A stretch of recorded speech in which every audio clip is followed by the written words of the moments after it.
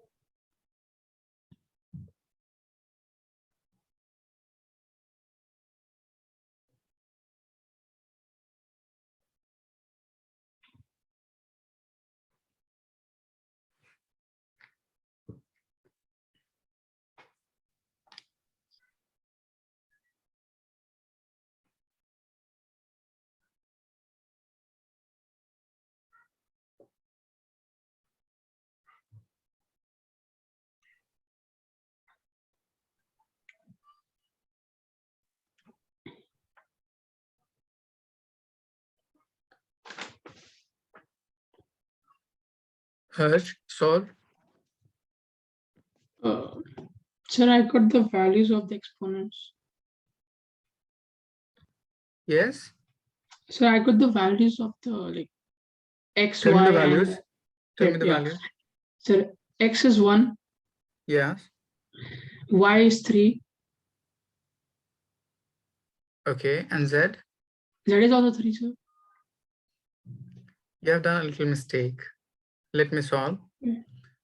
On comparing the exponent, let's say we have m raised to x in right side and m raised to 1 in left side. So on comparing, x will be equals to 1. Yeah. Next, for length, we have minus x plus y plus z equals to 1. And for t, minus x minus z equals to minus 2.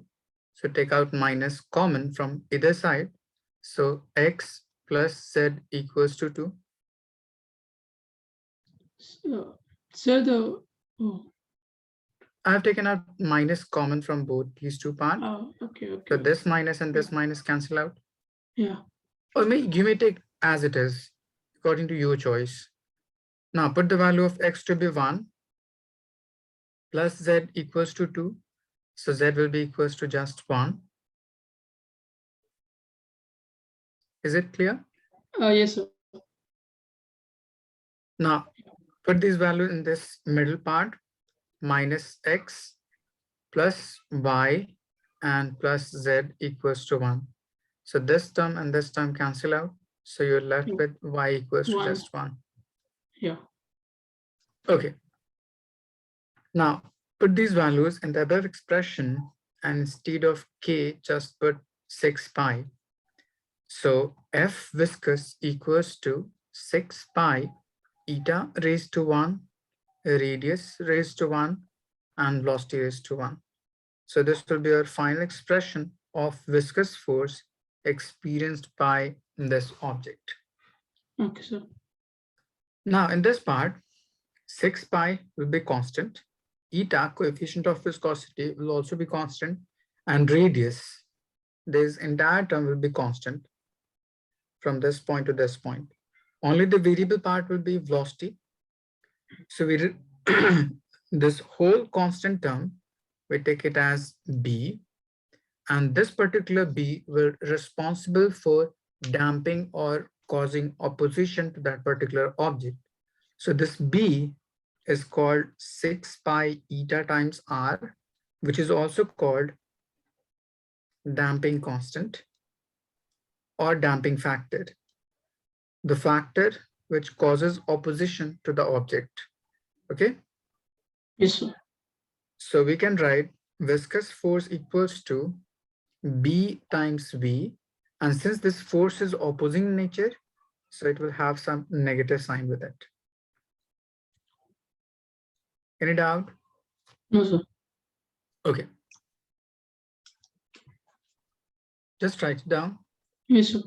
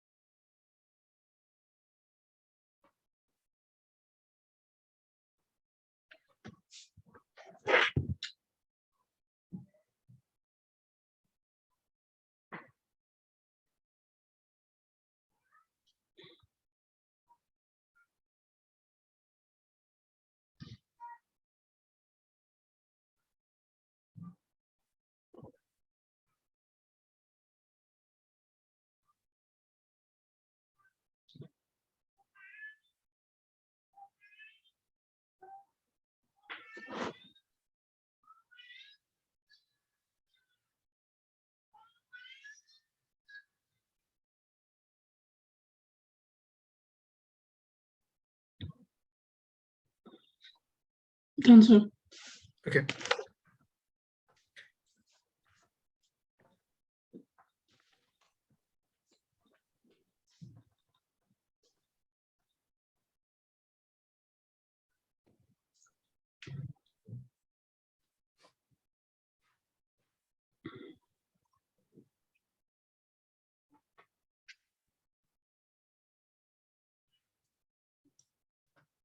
Let me give you a question related to this part.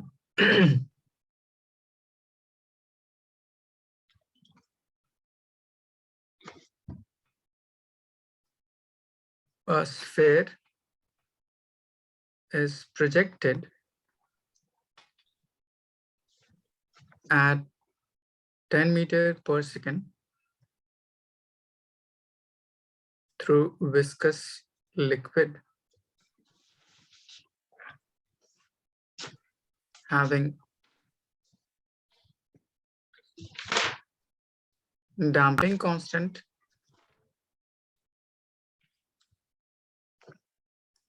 0.5 kg per second square,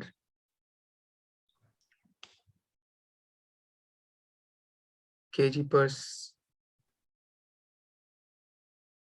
second.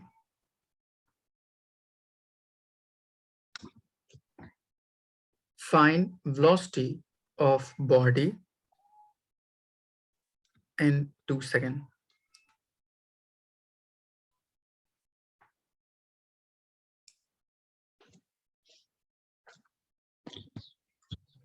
Let's say a sphere of mass 1 kg. Now, how to solve this particular problem? You have to calculate velocity at any instant. So let me define you. We have force,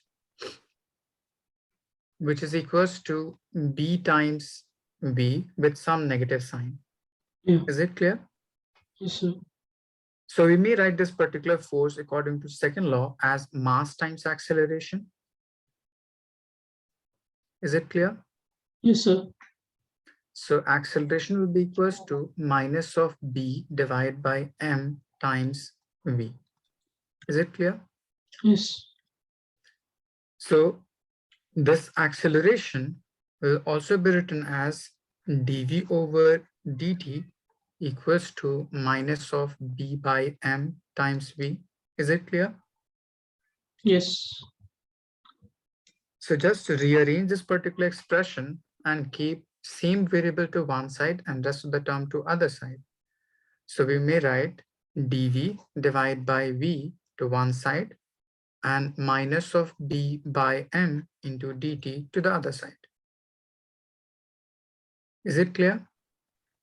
Yes. Yes, sir. So you say why we have used this particular expression instead of using equation of motion. So you must have done about uniformly accelerated motion and non-uniformly accelerated motion in chapter 3rd. Yes. For uniformly accelerated motion, if acceleration being constant, we use equation of motion. But if motion is non-uniformly accelerated, it means at each instant, force will be different and acceleration will be different, then we will use calculus method.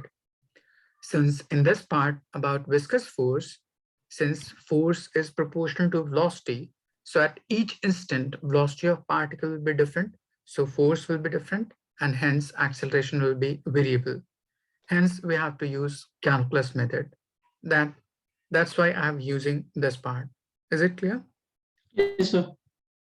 So how to get the actual value? So just integrate this particular quantity. What will be the integration of this dV over V? dV over. Or simply tell me about integration of dx over x. It will be ln x. Okay. Okay. Ln is natural log. Okay, sir. So to find this part, let me define you about its limit. Initially, at time 0, body is projected with 10 meter per second. So it must have some velocity 10 meter per second. So at time t is equals to 2 seconds, we have to calculate its velocity v. Is it clear? Yes, sir. So 1 by v on integration, it will give you ln v limit, upper limit, lower limit equals to b, we have 0.5 divided by mass 1 kg. 1 dt on kg. integration will be t. Is it clear? Yes, sir. Now put the values. So it will have ln upper limit minus ln lower limit equals to 0.5 by 1 into time taken 2. So it will become 0.5 into 2, that will be 1, or simply minus 1 in this part.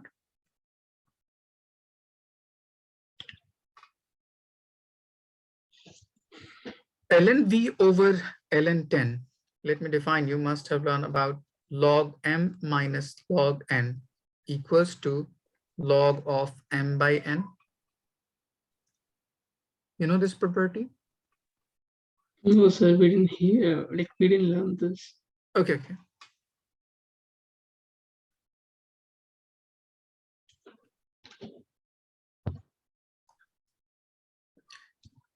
Do you know about log? Logarithm? Yeah. No, sir. Like in school, Okay. didn't teach us. Let me define you first why we have used log and how to solve these type of problem. Suppose if you have 2 to the power 3 equals to 8. Is it clear? Yes, sir. So 3 is called exponent and 2 is called base or radical, and 8 is any number n. Similarly, if you have any expression e to the power x is equals to n. So e is any specific number which is called exponential function, which is equals to 2.72, okay? And x is exponential of it.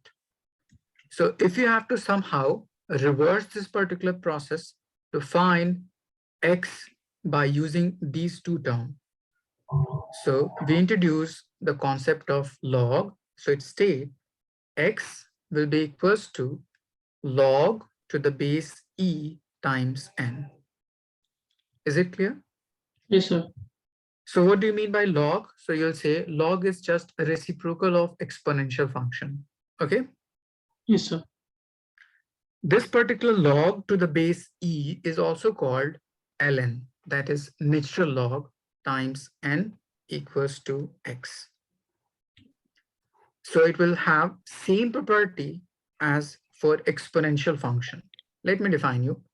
If you have x to the power m multiplied by x to the power n, so it should be equals to x to the power m plus n. Yeah.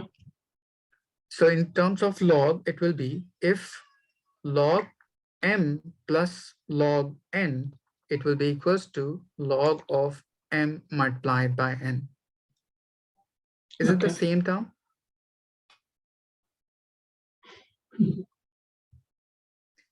Since we have in multiplication, exponential get added. So if you have log here in plus addition, plus, get multiplied. Okay. Okay. Yeah. Similarly, if you have x divided by x, so exponential would get subtracted. Yes. So in concept of log, log m minus log n, it will be equals to?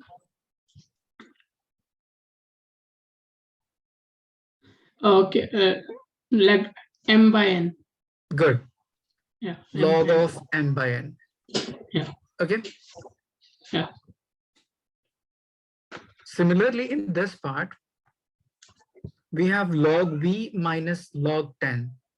So what can I write in this part? V by 10. V by 10. V by 10. Equals to minus 1. Yeah. Okay. So if you have to reverse this particular process, you may write, let me define you one more thing. To get this particular value in positive way, just reverse this particular expression. It means ln 10 minus ln v, it will become positive 1. Yes. So ln 10 divided by v equals to just 1. 1. Is it clear? Yes, sir. Now, just see this particular expression. We have x is equals to ln n. So on Yeah. reversing, we may write this particular term as this. Yes. So if you remove this particular ln, this particular quantity will raise to some exponential function. So reverse form of this will be 10 divided by v equals to e raised to 1. Okay. Okay. Yes. Okay. Now e is nothing but 2.7. So v will equals to 10 by 2.72. So it will be your final answer at 2 seconds. Is it clear? Okay, sir. Yes, sir. I think quite complicated or too much mathematics. Okay. It's kind of complicated. Okay, no problem. Just write it down, the logarithmic part and its various property. Then it will Yes, become sir. more easy for you. Yes, sir. Okay. Do you have maths or bio? Sir, bio, sir. Biocomputers. Okay.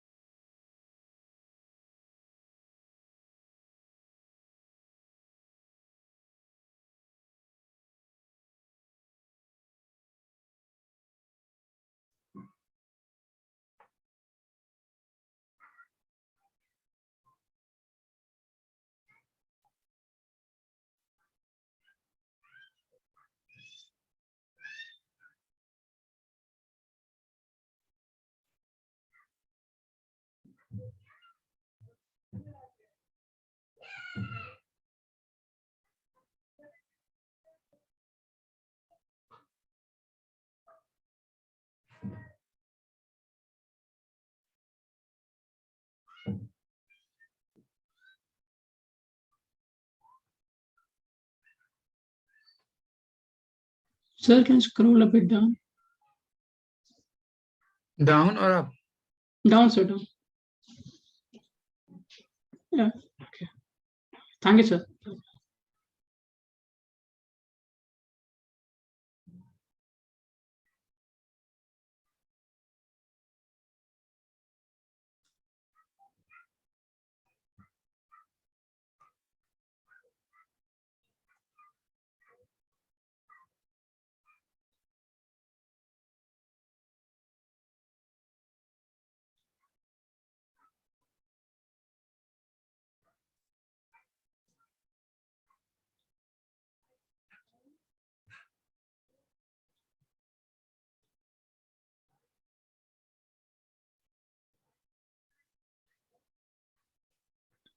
Done, sir.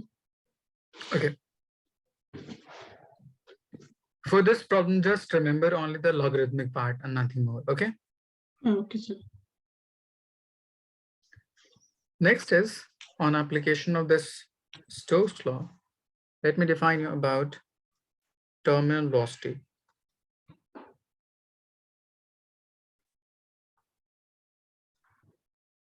Suppose if a body, this, is projected or simply dropped in a viscous medium.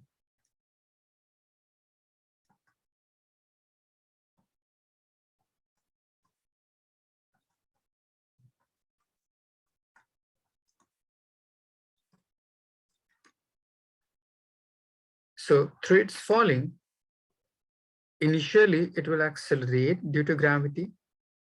So on acceleration, its velocity will also increases consequently. So let's say at this particular instant, it have some velocity v, and let me define you on various forces acting on it. So it must be experiencing a viscous force in backward direction. Since it is in fluid, so it must be experiencing buoyant force due to gravity or against gravity, weight of object, and downward direction. So it must be experiencing these three different forces. Is it clear? Yes, sir. So if sum of all forces acting on this particular object at this instant becomes zero, so acceleration of object becomes zero, and hence velocity of object becomes constant. So this constant velocity with which body will ascend or descend in this particular viscous medium is called terminal velocity. Is it clear? Yes, sir. Yes. So terminal velocity is the constant velocity with which body will ascend or descend in viscous medium is called terminal velocity.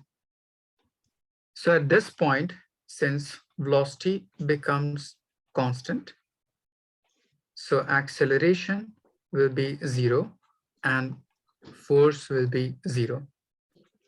So we have these three different forces, two forces acting upward and one force is acting downward. So we may write viscous force plus Bound force equals to weight of object.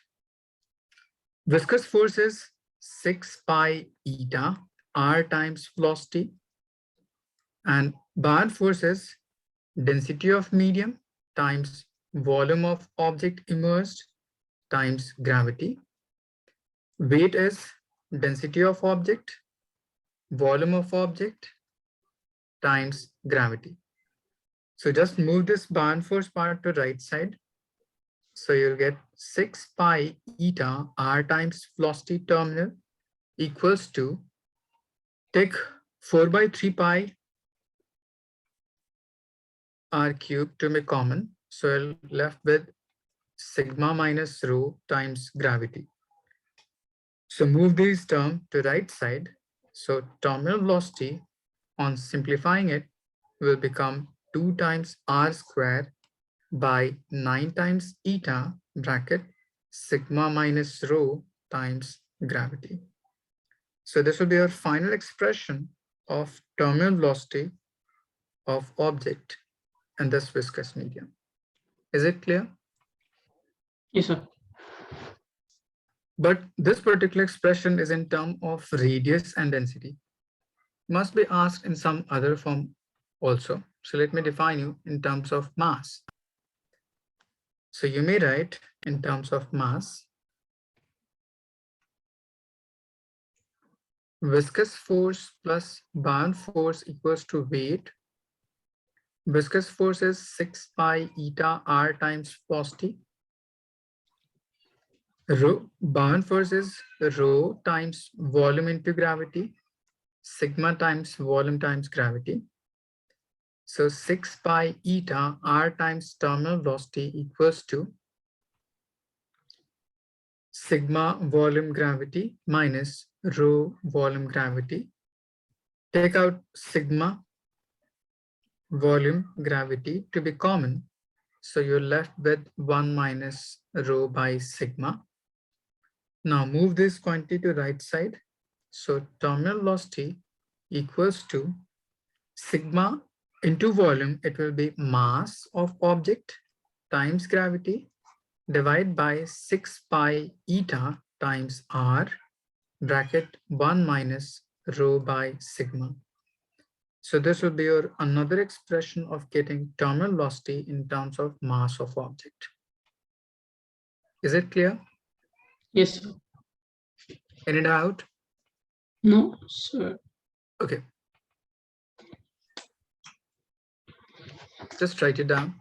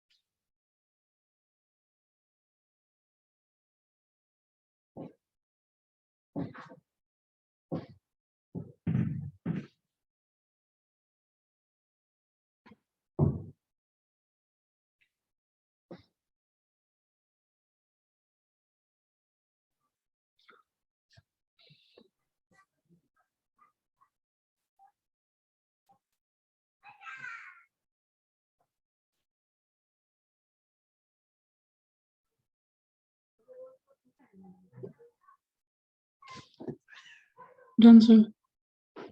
Okay. Now, related to this expression, we may define some term. First is graph.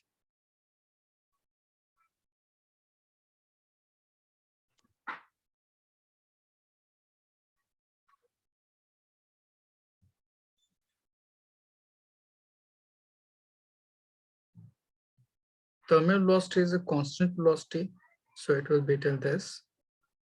Let's say velocity versus height or velocity versus time.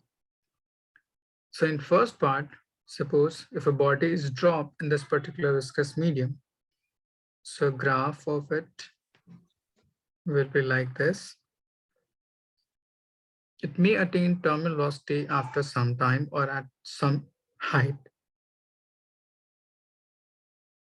So in this part, u is 0. Suppose if a body is projected at some initial velocity but less than its terminal velocity, so it may follow this particular trajectory and still attain terminal velocity after some time. So in this part, u is greater than 0 but less than its terminal velocity.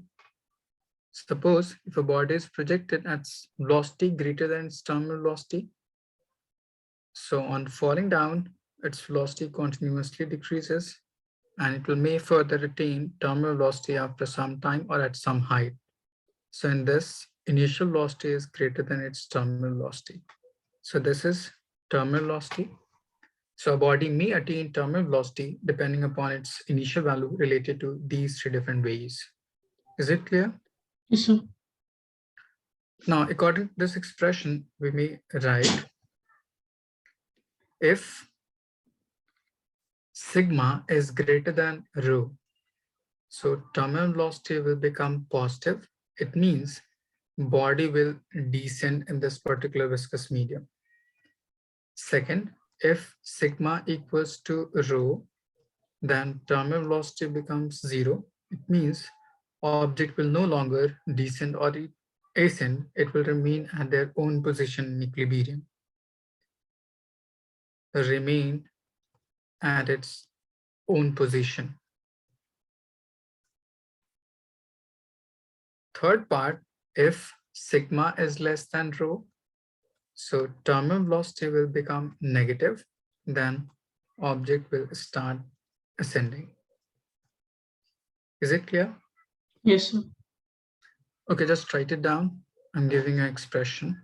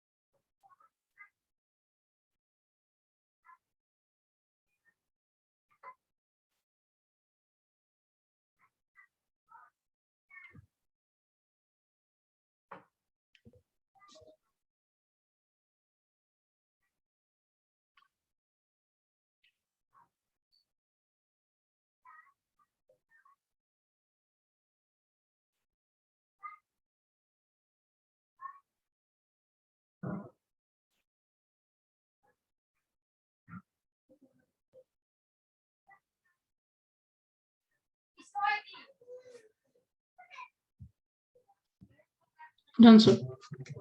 Okay.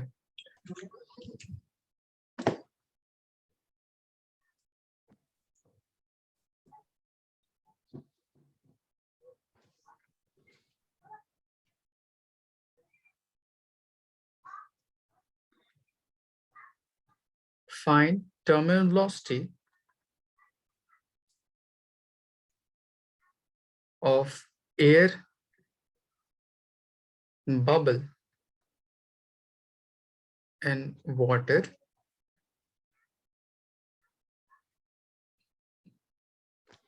having radius 2 mm if eta is 0.005 Pascal second.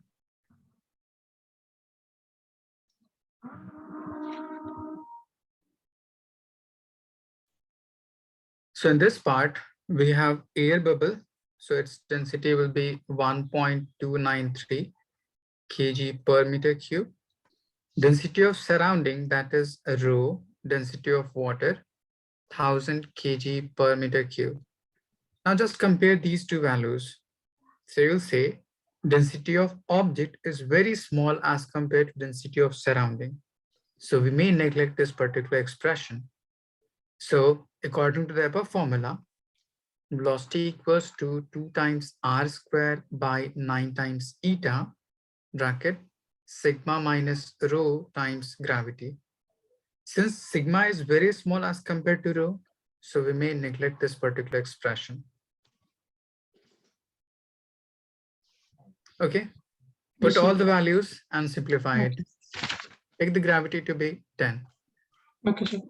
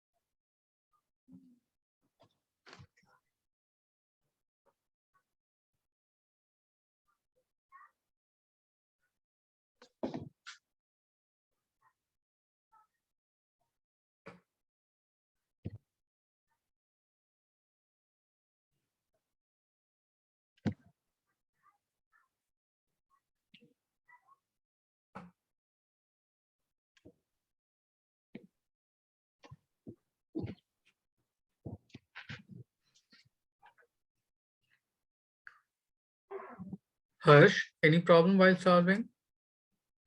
No, sir, no, sir. Okay.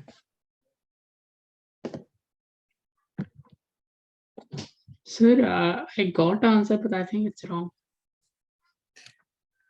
Why it's wrong? It's too big. Okay, let me solve. We have 2, radius is 2 mm. Yeah. So to convert it into meter, it will be 2 into 10 to the power minus 3 whole square. Divide by 9 times eta, which is 0.005. Bracket, sigma is neglected, and rho we have minus 1000 into gravity 10. So on solving, you will say 2 into square of 2, 4, and square of 10 to the power minus 3, you will 10 to the power minus 6. Negative sign, keep it outside, 10 to the power plus 3 into 10, divide by 9 into 0.005, you may write 5 into 10 to the power minus 3. Now, further, just multiply the numerator part, 2 into 4,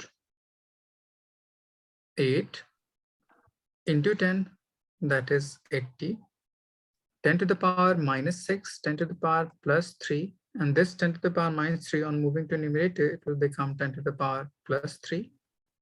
9 into 5, 45. And so this part, and this part will cancel out. So you're left with 80 by 45, or simplify it, 5 into 16 and 5 into 9. So 16 by 9, 9 in one time, 70, 7 meter per second. Is it clear? Yes, sir.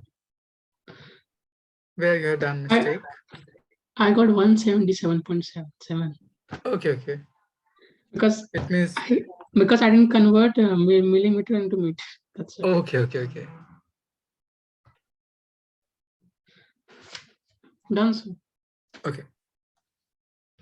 Now, related to this part, you'll be asked to calculate in terms of combination of drop.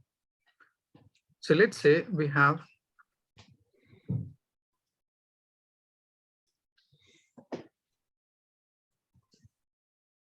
some number of drop, or simply raindrop, which was initially falling with some terminal velocity, let's say V1.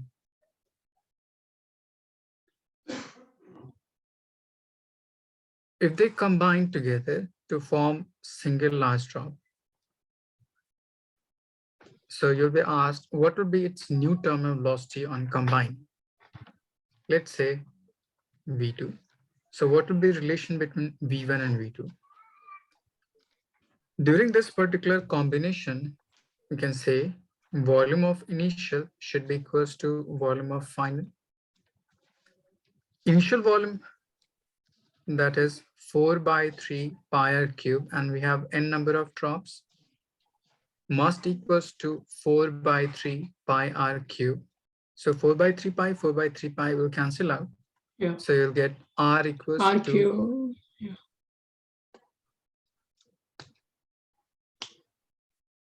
During this conversion from single drop to form single large drop, there is change only in the radius of that particular object.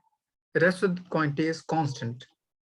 Since according to the formula for terminal velocity, 2 times r square by 9 times eta, sigma minus rho times gravity.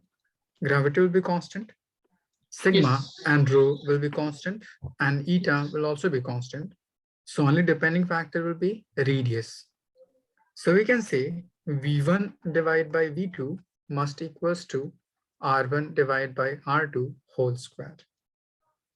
So put the value of R1 to be small r initially and R2 to be capital R, which is equals to n to the power 1/3 times R whole square. So R and R will cancel out. So you're left with n to the power 2 by 3. So on cross multiplication, you will get V2 equals to n to the power 2/3 times V1. So this will be your final expression of getting terminal velocity for combination of drop. Is it clear? Yes, sir. Okay, just write it down.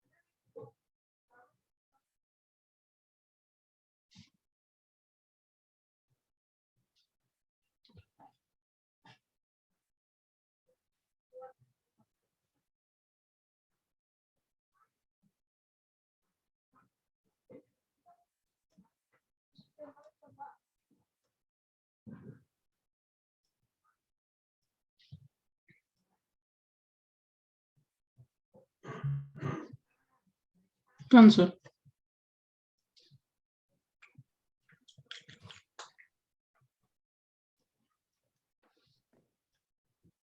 If 8 raindrop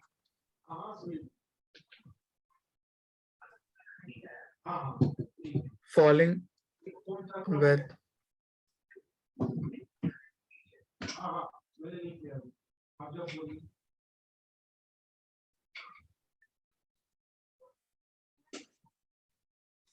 combined together, find new terminal velocity.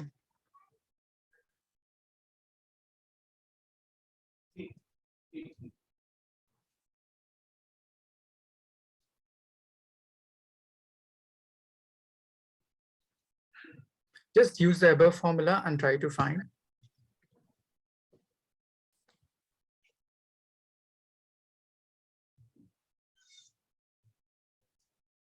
Initially, raindrops are falling with 2 mm velocity. Now, what will be its new velocity if they combine to form single last drop? Okay. Yes, sir.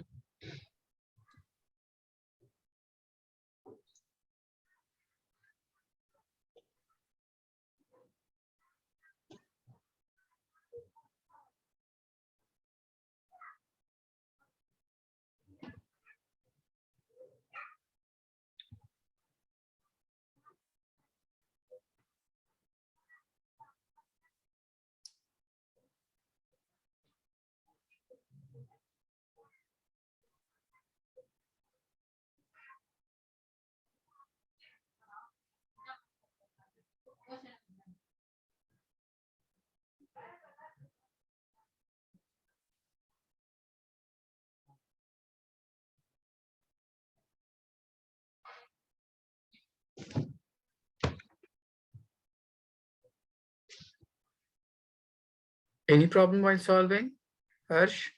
No, sir. Just using a formula, right? That's it. Yeah. Okay.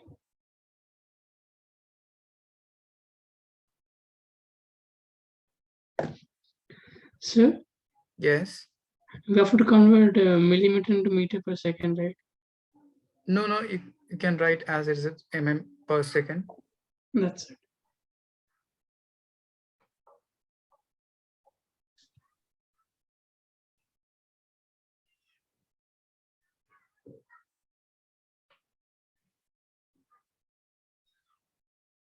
So here n is the number of droplets, right? Yeah, So it means 8 2 by 3 yeah, into 2.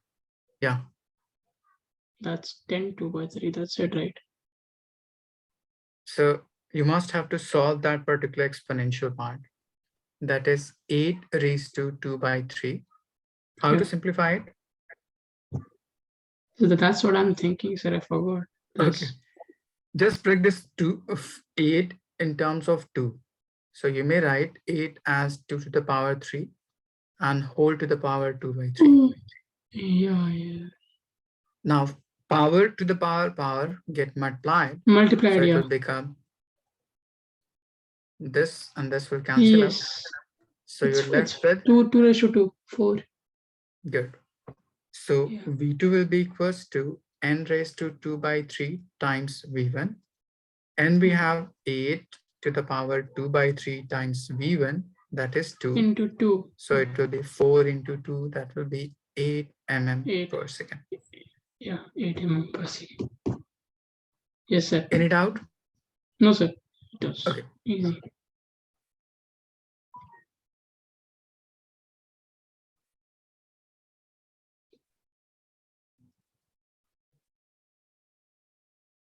Done? Yes, sir. Done. Okay.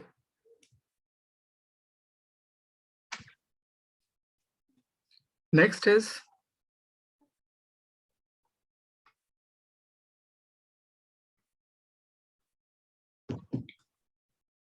equation of continuity.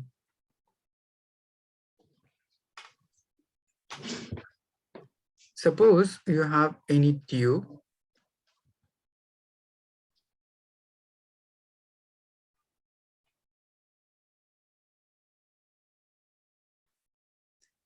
having area of cross section A1 and A2. So at this instant, velocity of liquid will be V1. At this instant, velocity of liquid will be V2. And since each layer having same velocity, so you'll say liquid will be non-viscous, incompressible. So we have to relate between A and B related to this expression for any instant. So let me define you how to solve. Consider non-viscous, incompressible liquid is flowing in a tube of variable cross section.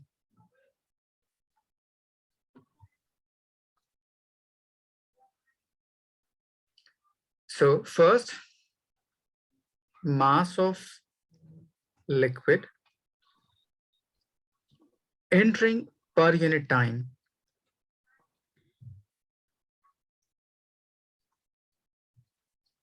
So mass is equals to density into volume. So we may write density into volume. So volume is area of cross section into length per unit time. So divide by T. Is it clear? Yes, sir. Now this particular quantity X per unit time is also termed as velocity. So it will be rho A V1. Similarly, we may write mass of liquid ejecting per unit time. So it will be equals to rho A V. Now, according to conservation of matter, total amount of liquid entering from one end must be equals to total amount of liquid ejecting out from the other end, we can say. Is it clear? Yes, sir. So using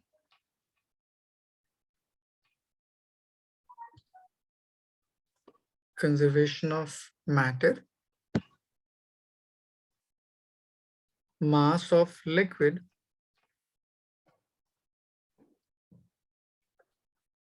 entering per unit time must equals to mass of liquid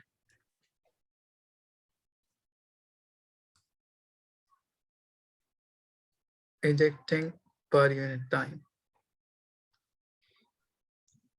So on putting the values of these two parts, you will get rho AV must equals to rho AV. Rho and rho gets cancelled out. So A1 V1 equals to A2 V2. I defined your previous part in Reynolds number. Area of cross section multiplied by its velocity is also called Q. So we can say Q equals to area of cross section into velocity, that is rate of flow of liquid, will be constant. So if you plot graph in between these two parts, that is for area of cross section versus velocity.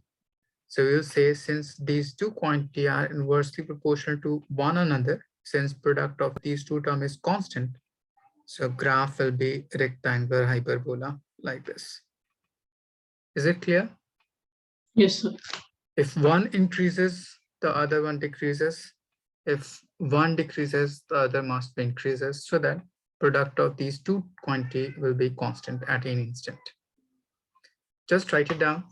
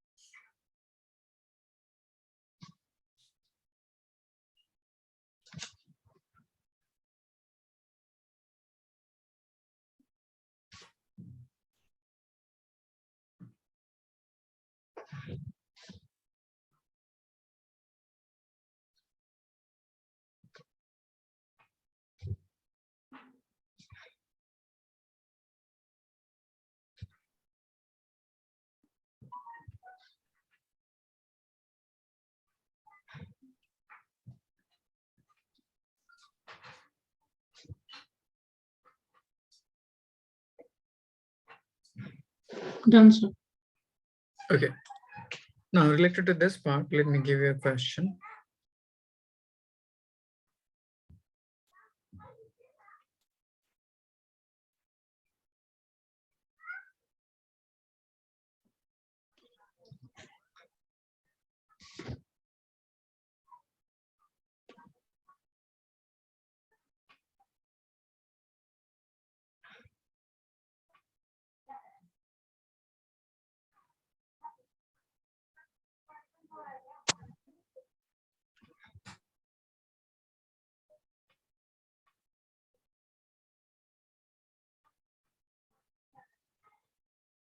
If liquid in this particular arm is flowing at 5 meter per second, area of cross section A, and this arm flowing at 3 meter per second, area of cross section is A.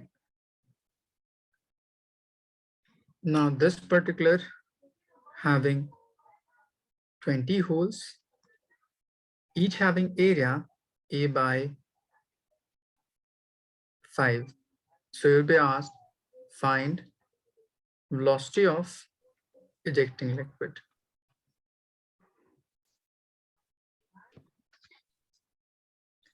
Let me define you how to simplify it. First, just take through how many different arms the liquid is entering in this particular tube. So you will say through this part and through this part, and there is only one segment through which liquid is ejecting out. So we can say, according to conservation of matter, total amount of liquid entering must equals to total amount of liquid ejecting. So it will be equals to A1V1 plus A2V2 must equals to A3V3. But in right hand side, we have number of holes. So it must be n number of holes times A3V3. Is it clear? Yes, sir. Now put all the values and simplify it to find V3. Okay.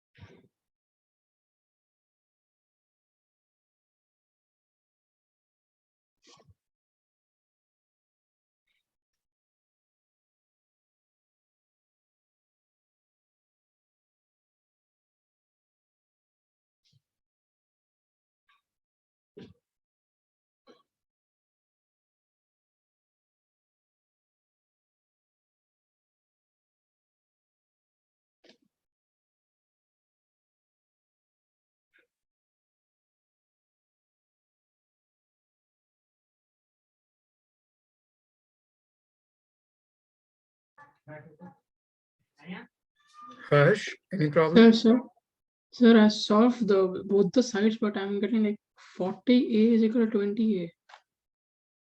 So A and A will cancel out? No. Yeah. You But have to how is it calculate. possible? No, just 1 minute. Yeah. In left hand side, we have A1 as A multiplied by V1, that is 5.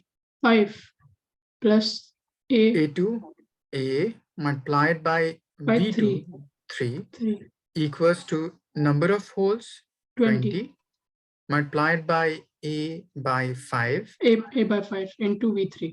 V3. Yeah. So just solve this left hand side part. This is 5A plus 8 is 3, 8. 8A equals to this term and this term will cancel out in 4 times. Yeah. So you're left with 4 times of A into V3. Yes. So move this particular term to left side. So V3 equals to 8 times A divided by 4 times of A. That will be 2 meters per second.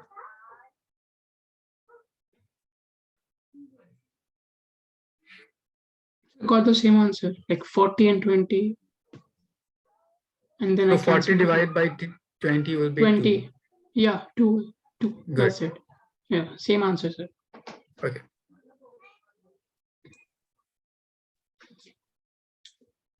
Now, related to this part, there will be a question, conceptual question. You must have experienced, suppose there is a tap.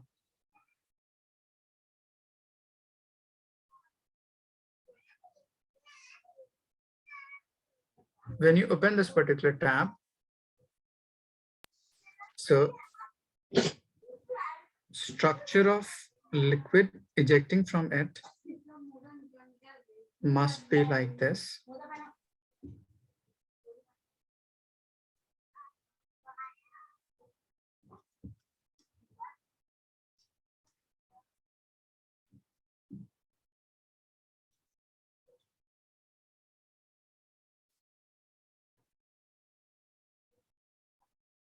Like this.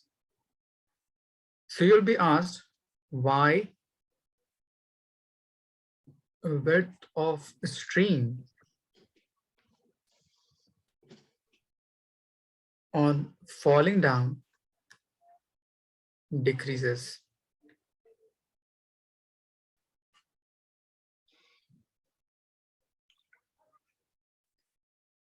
Any idea?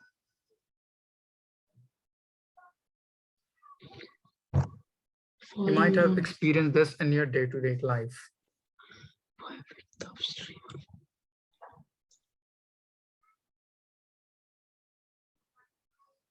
No idea, sir. Okay, just let me give you some hint related to this part. Just suppose this particular point to be a reference. Okay. Now just consider any cross-sectional area, this part, any cross-sectional area, this part, and so on. So on falling from this point to this point, and on falling from this point to this point, which having more height covered, the upper one or the lower one? So the lower one. Good. And while falling down under the gravity, you must have used V equals to simply root under 2 times of H. Yes. So we can say on falling down, height increases. So consequently, velocity also increases. Is it clear? Yes, sir. And since according to equation, rate of flow to be constant for this particular stream, so A and velocity must be inversely proportional to each other. So if velocity increases, area must decreases. Hence, width of stream on falling down decreases. Okay. Is it Due to clear? velocity. Okay. Yeah. Okay. So you'll say on falling, height increases. So velocity increases. Consequently, area decreases since area times velocity will be constant. Therefore, on falling down, width of stream decreases. Harsh, is it clear? Yeah. Yes, sir. Yes. Okay.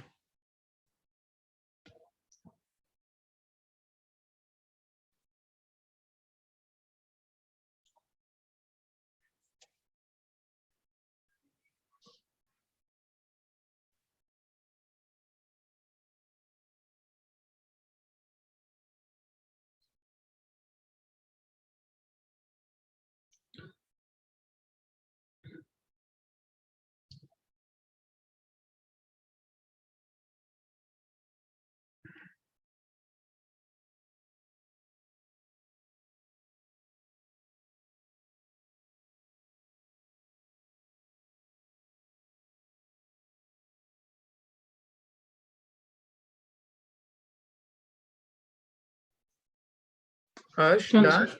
Yes, sir. Okay. Yes, sir. Next is the most important part of this particular chapter is Bernoulli's principle.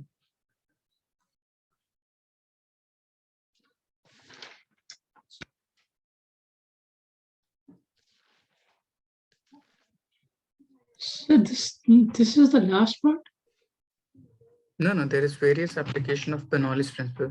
Yeah, it will be the last part of this chapter. Okay, sir. No, sir, because there's something due to detergents and something it's written in the book. It was surface tension.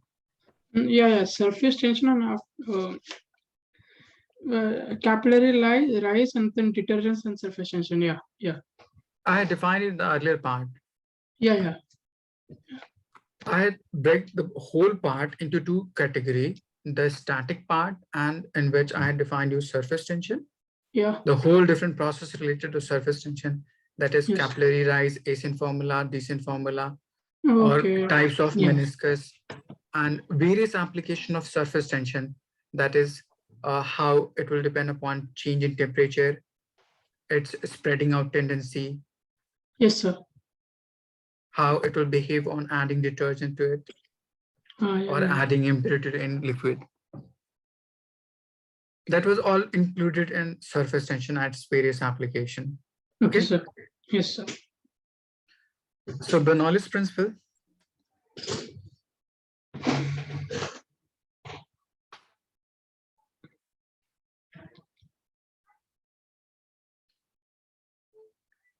Suppose you have any tube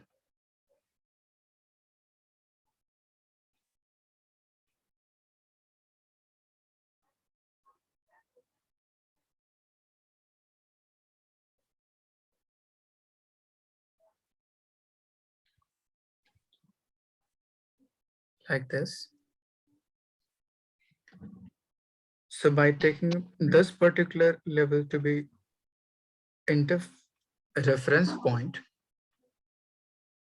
let's say this is having area A1, A2, in which non-viscous incompressible liquid is flowing. So at this instant, velocity of liquid will be V1.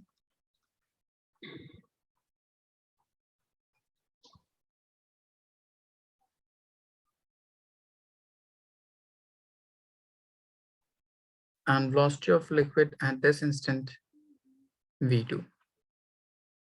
Now, this particular tube or this particular cross section is at height H1 from this reference point, and this having height H2.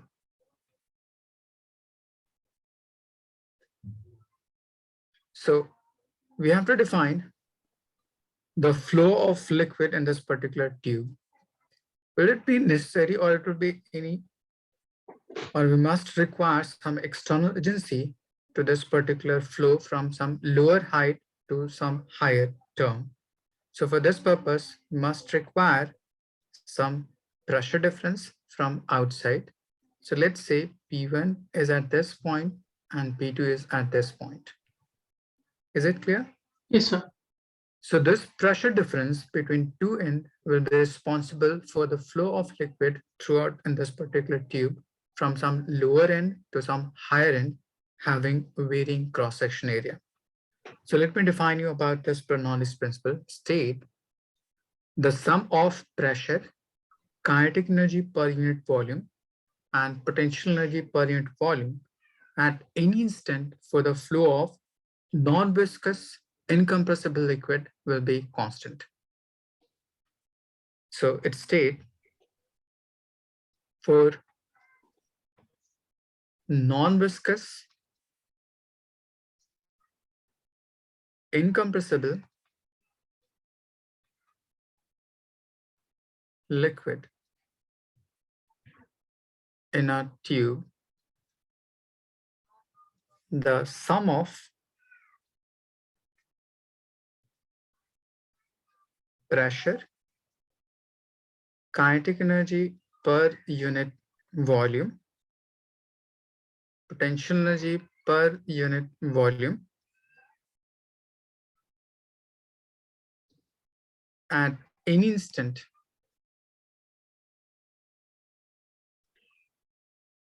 will be constant. Is it clear? Yes, sir. So you may write these particular terms to be limitation of this Bernoulli's principle. So you may be asked, what would be the limitation or essential condition for this particular principle? So first is liquid should be non-viscous.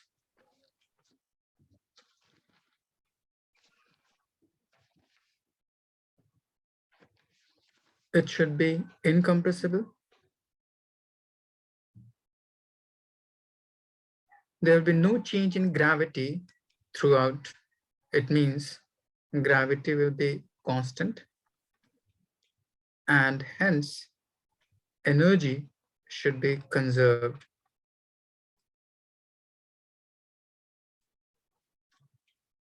Any doubt? No, sir. Okay, just write it down till this part first.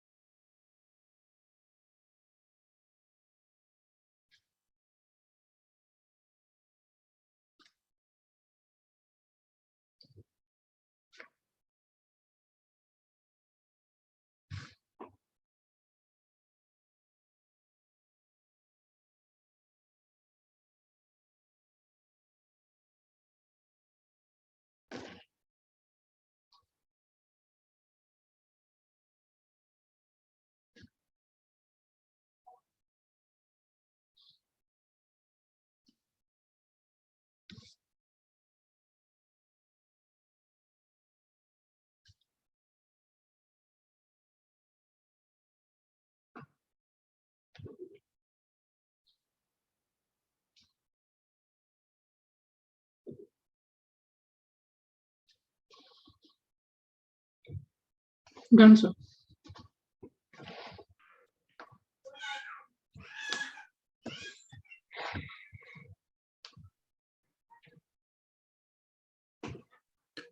So first part, work done due to pressure difference.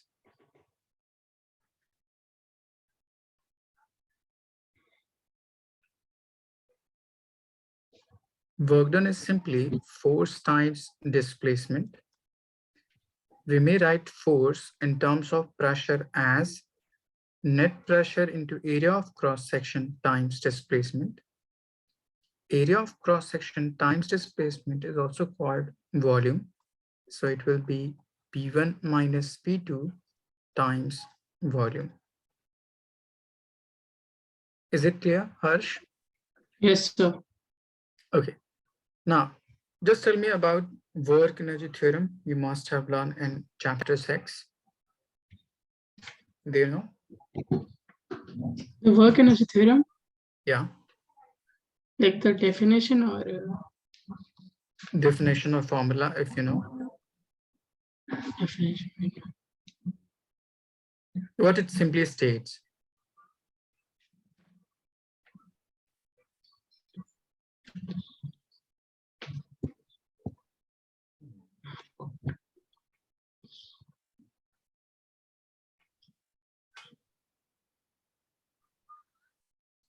Yes.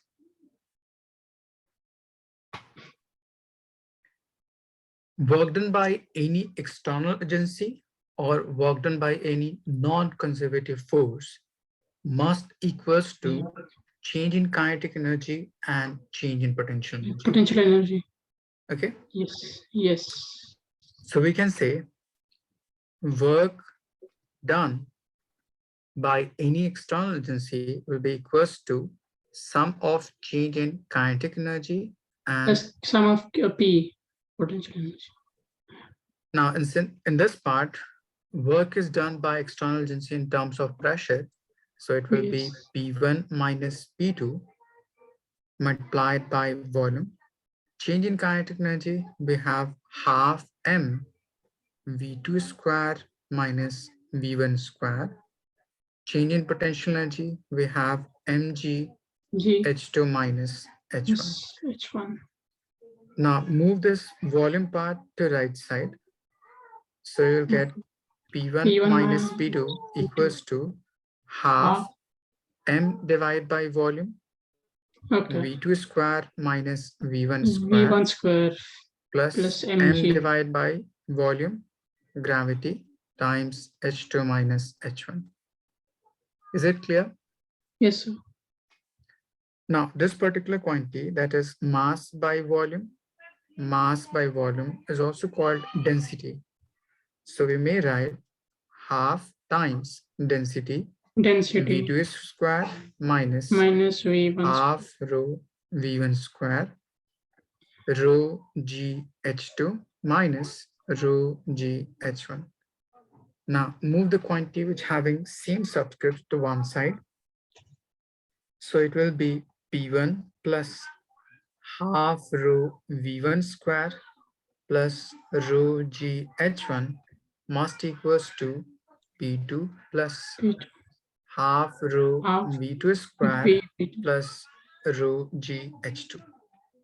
Yes. So we have same quantity in both sides, but only there is difference in their subscript part. So we can write, therefore, P plus half rho V square plus rho GH at any instant for the flow of this particular liquid is constant. Is it clear? Yes, sir. So first term in this expression, we have pressure. Second term is kinetic energy divided by volume. And third term is potential energy divided by volume. Okay. Now in this expression, rho and gravity will be constant. Rho is density of liquid and G is gravity. Only these two terms will be constant. Rest will be variable. So we may write this particular expression as P divided by rho times gravity plus V square by 2 times of gravity plus H. Again, it will become constant. I'll just divide the whole segment by the constant part in this particular expression. Okay. So this particular quantity this quantity and this quantity. This first one is called pressure head. The second one related to velocity is called velocity head. And third one is called gravity or gravitational head.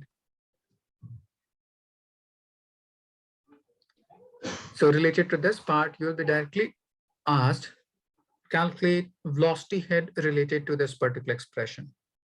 So what do you mean by velocity head? So you'll say half of v squared by gravity. Okay, Yes, sir. just write it down to this.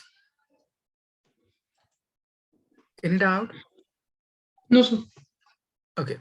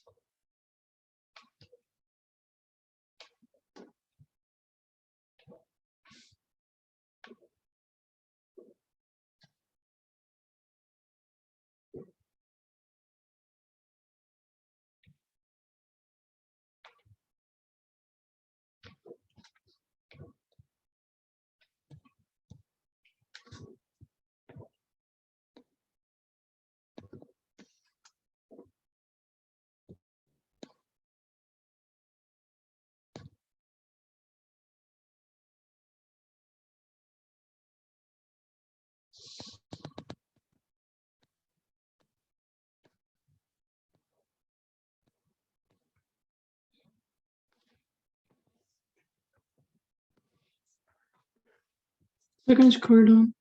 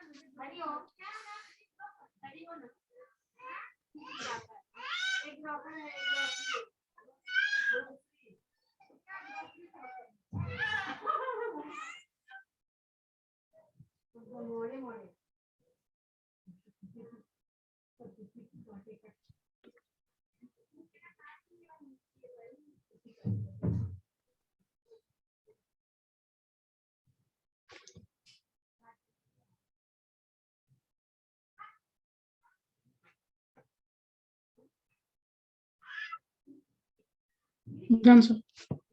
Okay. Now, related to this Bernoulli's principle, let me define you its various application. First is Magnus effect. Suppose you have any spherical object.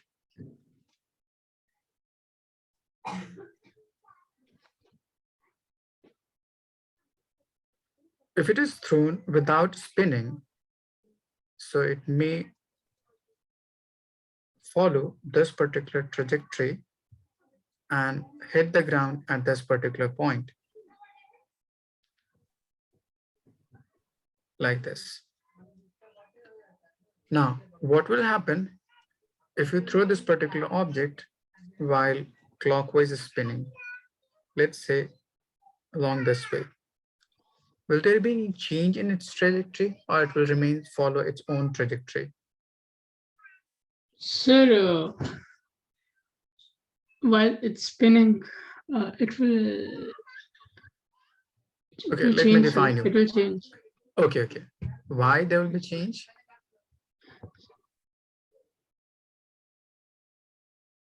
So because it's spinning and due to like. Okay, How do let I me explain define this? you. How do I explain this? Suppose this is spinning in clockwise direction. So air at this point must be moving along this way or Yeah, opposite of this. resisting this. Yeah. And the same velocity of air will be along this for this bottom part. Now, on comparing, you will say at the uppermost particle, since both velocity is in opposite direction, so net velocity will get decreased.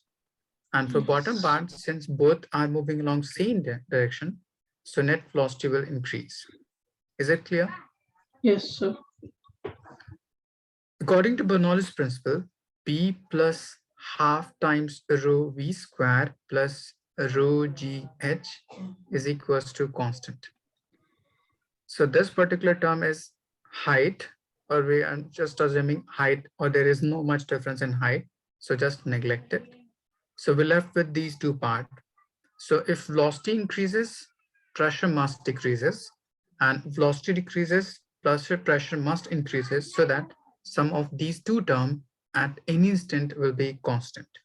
Is it clear? Yes, sir.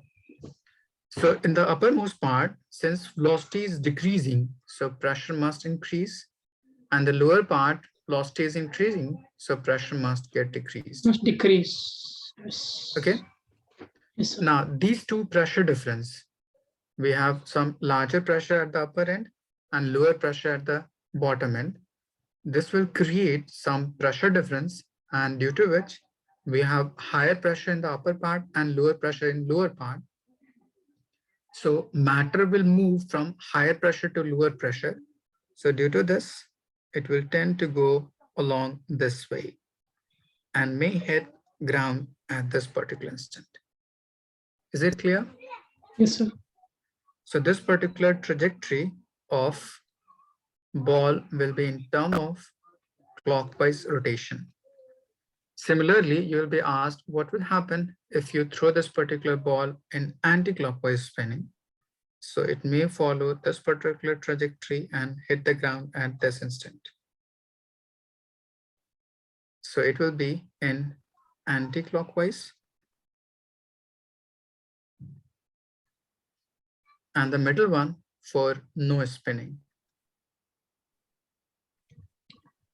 Is it clear? Yes, sir. Just write it down.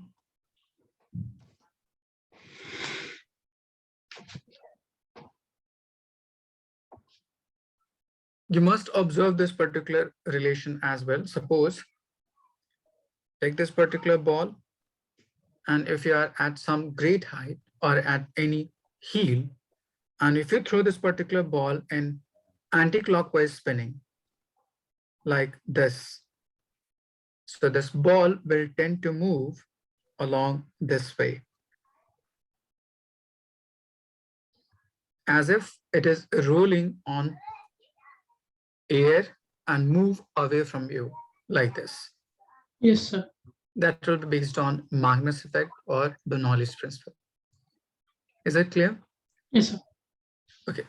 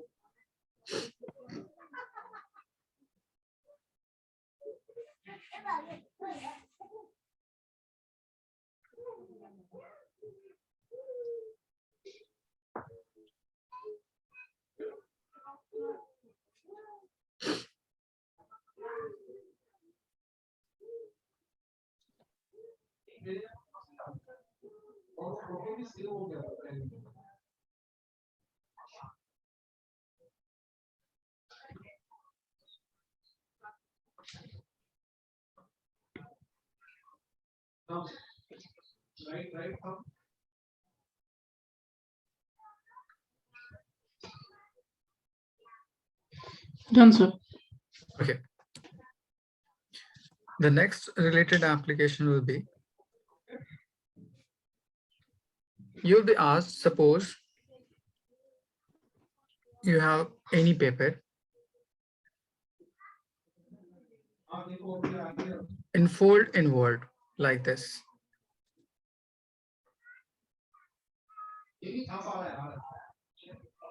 So if you blow air over it like this, in which direction does the tilted part will bend? Towards downward or upward?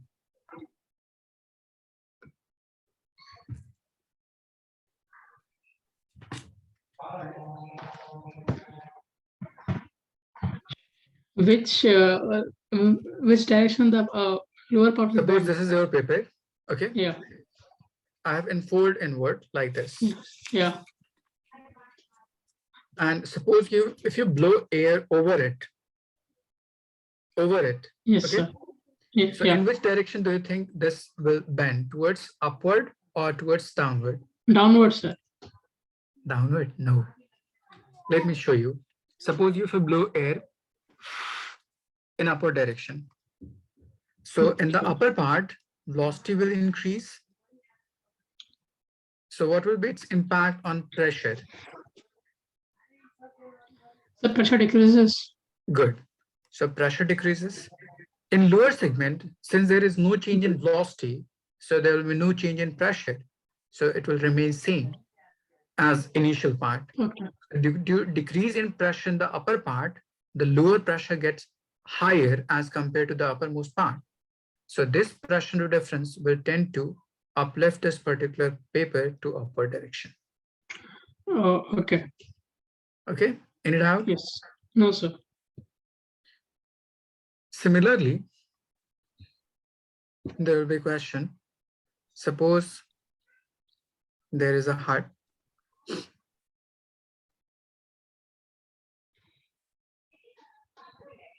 and we have to calculate in a storm. Suppose air and outside may go along this way, this way, this way. So velocity outside will increases and consequently pressure decreases.